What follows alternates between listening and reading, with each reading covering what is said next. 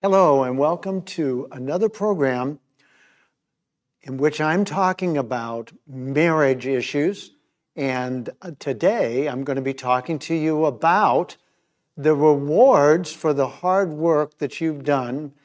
2 weeks ago, we talked about emotional intimacy. Emotional intimacy is a reward for getting unresolved emotional pain resolved, healed, and you becoming more the person God created you to be. God didn't create us to have all these problems, especially in marriage. And I think 2 weeks ago, you were able to see that a great reward is for emotional intimacy.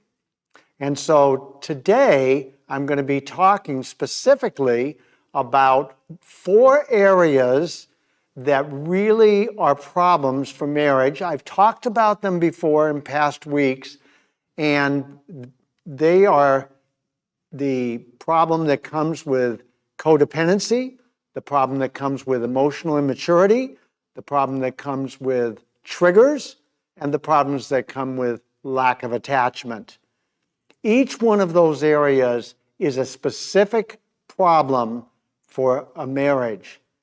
And it's a specific problem for all relationships, but we're concentrating on marriage, and that's really important. So I'm excited today to talk about more rewards for emotional healing, part 1.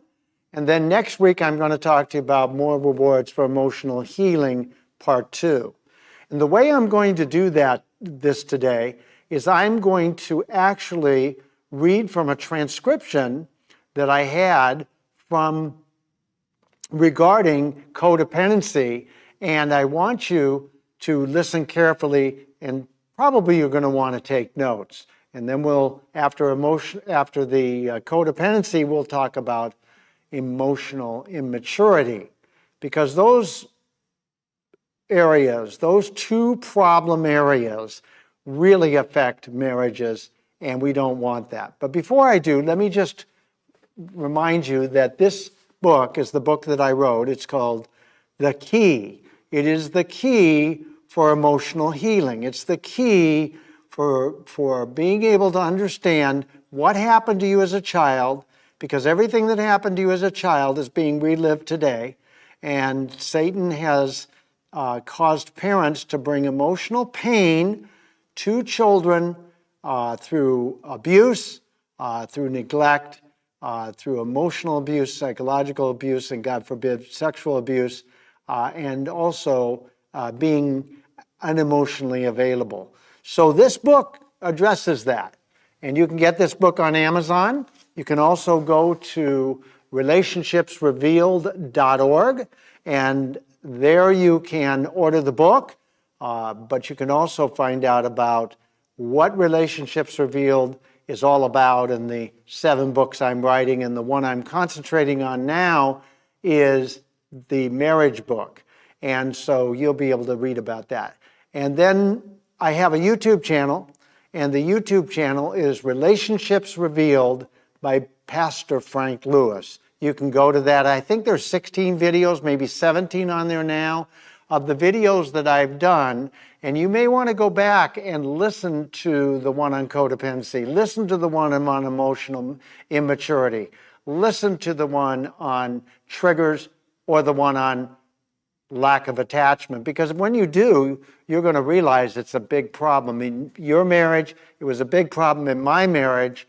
And we want to now talk about there are great rewards for being healed of unresolved emotional pain. And I want to specifically talk to you right now about the rewards that are available that come with emotional healing in the area of codependency. So I'm going to read some of this transcription, and if you have looked at that after you realize that this is available for codependency, it's a problem, you can look at that video, then you'll be really caught up here. Satan is the god of this world. He uses parents most often unknowingly. They're used unknowingly. They don't know what they're doing because nobody's taught them. My next book, by the way, will be about how to raise children. It's called The Parent's Playbook.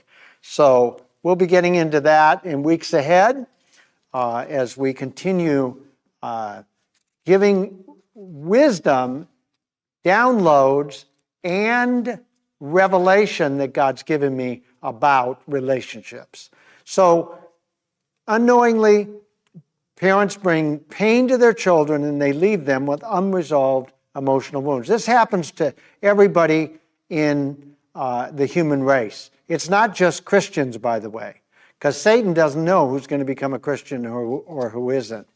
And these wounds go unresolved because people don't even realize that they have them. Many times, most of the time, a lot of the time, they're below conscious thought. They're in the subconscious mind. And so when they're below subconscious thought, you can't know that you have unresolved emotional pain. And so it's like a beach ball. You're trying to hold this beach ball under the water as you're sitting on it, and as soon as you let go of the side, it's going to flip you. Well, the emotional pain is there, and it's like trying to hold a beach ball and sit on it and remain upright, and you're just not going to be able to do it. Now, what the problem is when emotional pain is created by parents, again, and it happens with their children, what happens is the pain creates a way to look at this wound is a hole in the soul.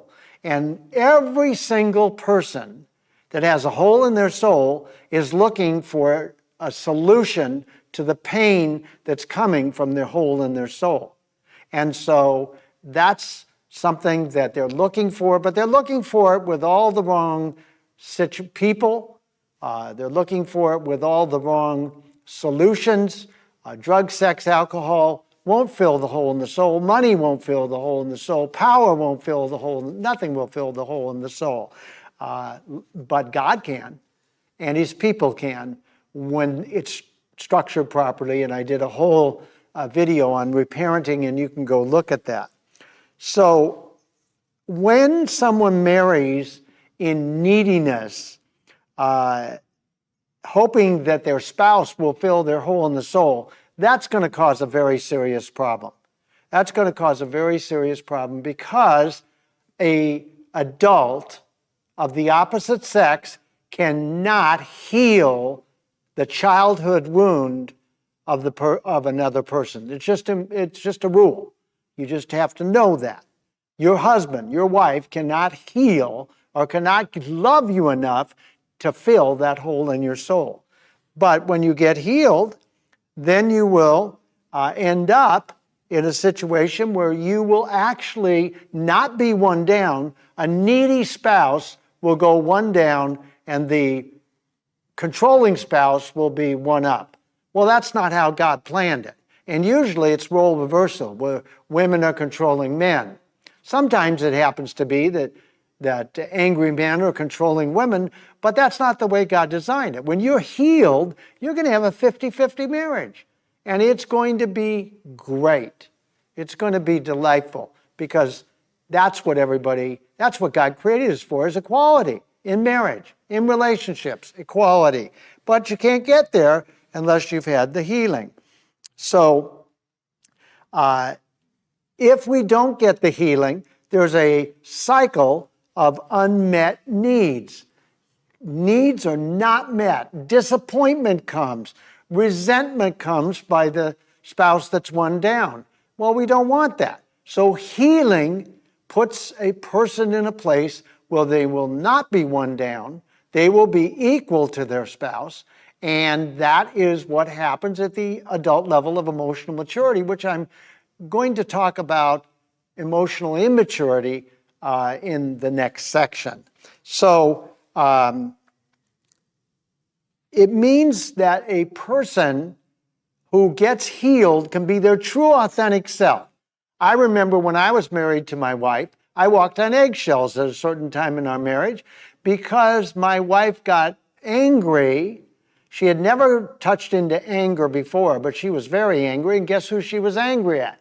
Me. She was angry at me. That may be happening to you. You may have a spouse that's angry with you. Well, it may not even be you. It's probably them. And in most cases, you probably haven't done anything to deserve it. So that's what happens when you're not emotionally healed. So neediness and the hole in the soul will cause marriage problems that are very, very difficult. Now, if you can't heal from these childhood wounds properly, then what's going to happen is you're not going to be able to give and receive properly. See, that's where equality works really well, because an emotional adult gives and receives in balance. Well, if you haven't been healed emotionally, you're going to give too much or you're going to take too much. It's just the way it works. You're going to give too much, you're going to take too much. You may have a husband that takes too much. You may have a wife that gives too much. You may be a taker, you may be a giver. Emotional healing will solve the problem of not being able to be in balance in giving and receiving.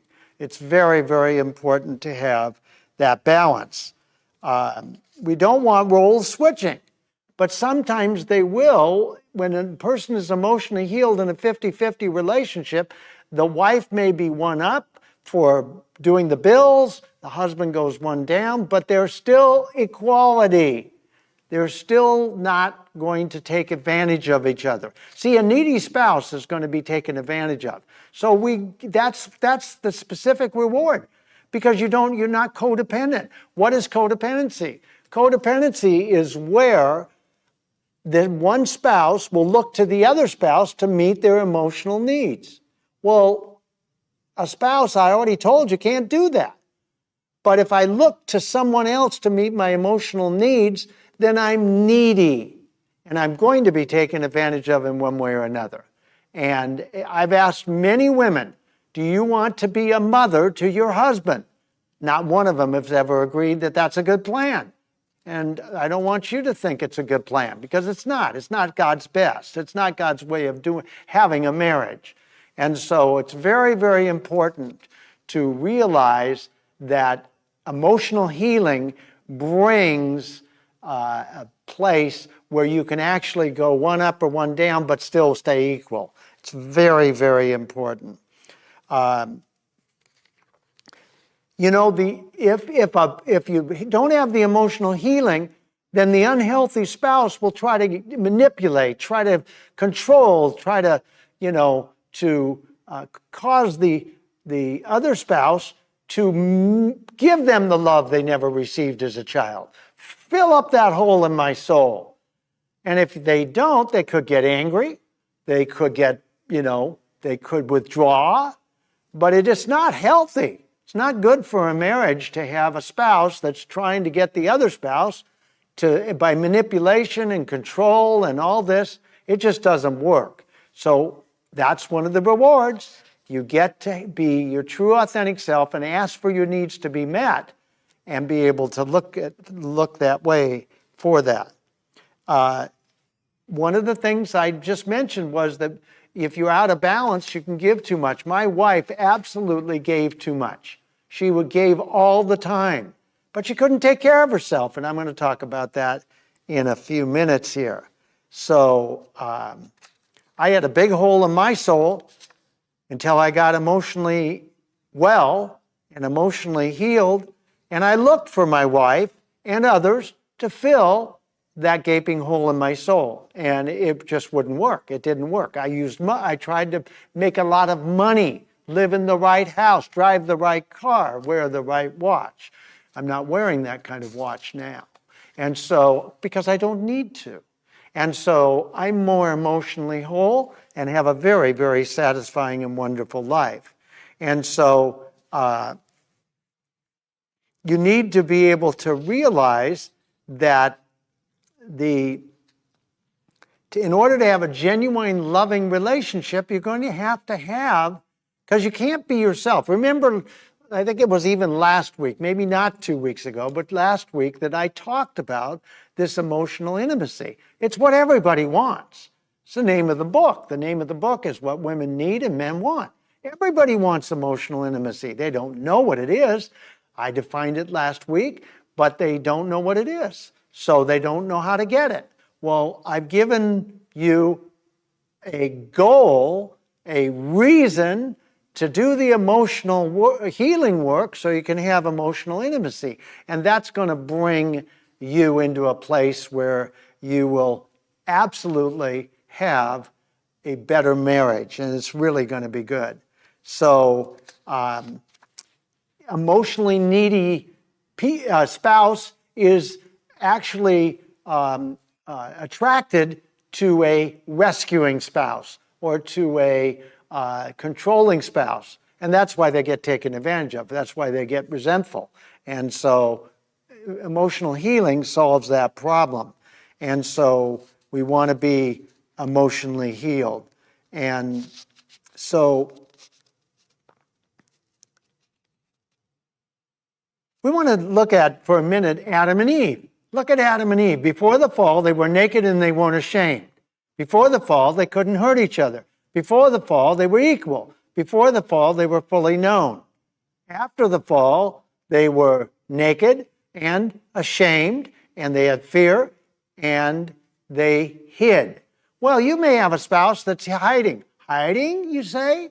Yes, hiding behind a facade and a mask. And you don't want to be hiding behind a facade and a mask if you're in a marriage, because then you can't be known. If you can't be known, you can't have emotional intimacy. You can't have a great marriage with a spouse or two spouses that are not their true, authentic selves. You can't have a great marriage if one of the spouses is hiding. That's just not going to work. Hiding because they are emotionally wounded. So you do the emotional healing work, and then you get to take off the mask and be more like Adam and Eve were before they disobeyed God. And that's a good thing for us to look at. Shame says we're defective. Well, we don't want to be defective in a marriage because we're going to be hiding. We're going to be blaming. Remember, Adam blamed Eve. He told God, you made the woman. He blamed Eve. And Eve blamed the serpent. Everybody was, these two were blaming. Why were they blaming? Because they were shame-based. They had shame. And they were afraid. They lived in fear.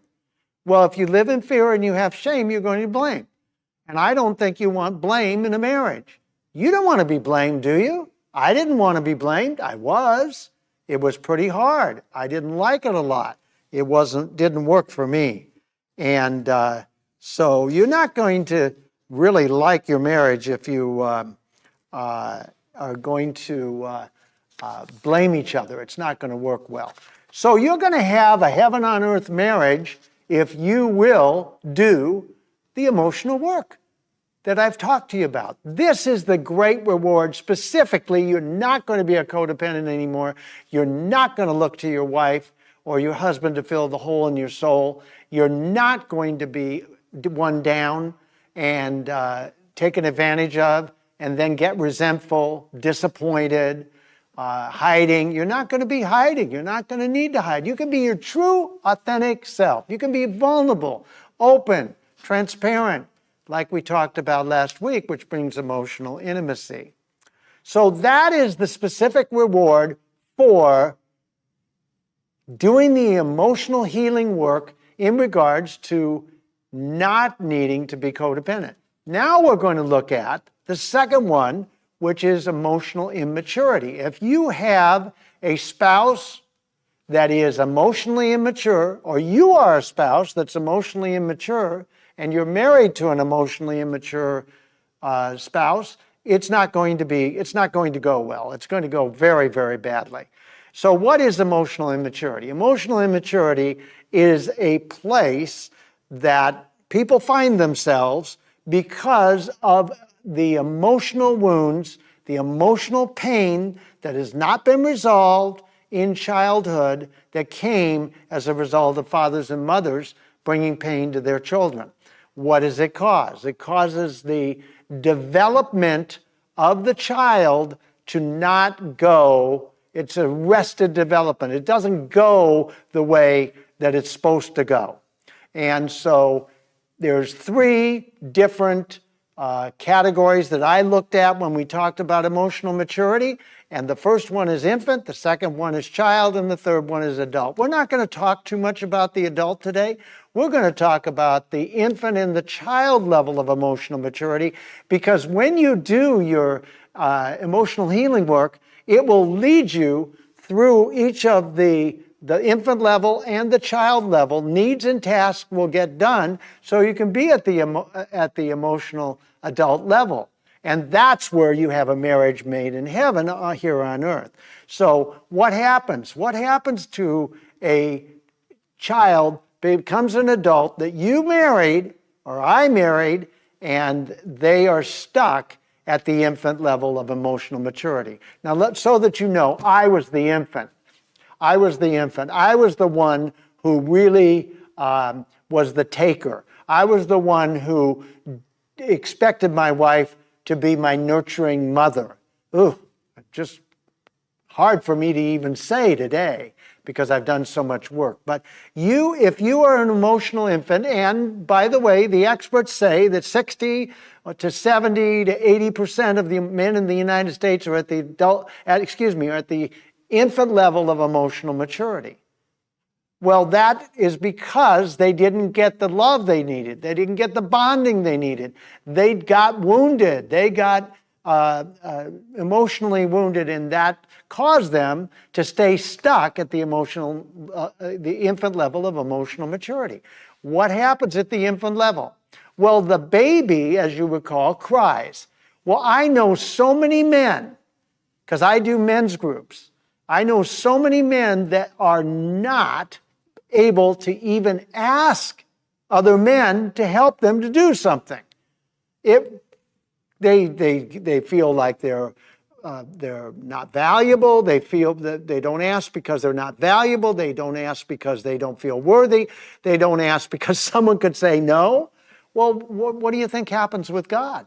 They can't ask, or they ask in the wrong way. They feel guilty when they ask. And so people, men or women that are stuck at the infant level of emotional maturity, have problems asking. They also have problems with triggering. Triggering comes because of things that happened that causes that emotional pain, causes false beliefs to happen, and false beliefs are beliefs that are triggered when something remotely similar happens in the present that happened in the past. Well, you don't want that. You don't want to have that happening, because emotional triggers, emotional upset will cause relationship ruptures. There's a lot of people that are divorced, a lot of people that are separated, a lot of people having difficulties in marriage because of triggers. The problem with the triggers that I'm going to talk about in the next week is that you don't know where they come from. They just come out of the blue. You don't know where they come from. But the other side of this is that if you grew up too fast, like my wife did, and had too much responsibility, then you may be a pseudo-mature. You may be a pseudo-mature child trying to take care of everything. My wife was a giver. She gave too much. She couldn't take care of herself. And pseudo-mature people that have skipped infancy and child level tasks and needs were not met. They just skipped them. They are the people that you might marry. I did. I married a lady who couldn't take care of herself. I married a lady that was responsible for everyone else. In fact, she played God. She acted like she was God. And you may be having that same situation in your marriage. Oftentimes, a pseudo-mature woman will marry an infant man, thinking that she can love him enough to come up to her level. Then they could be equal. Not happening.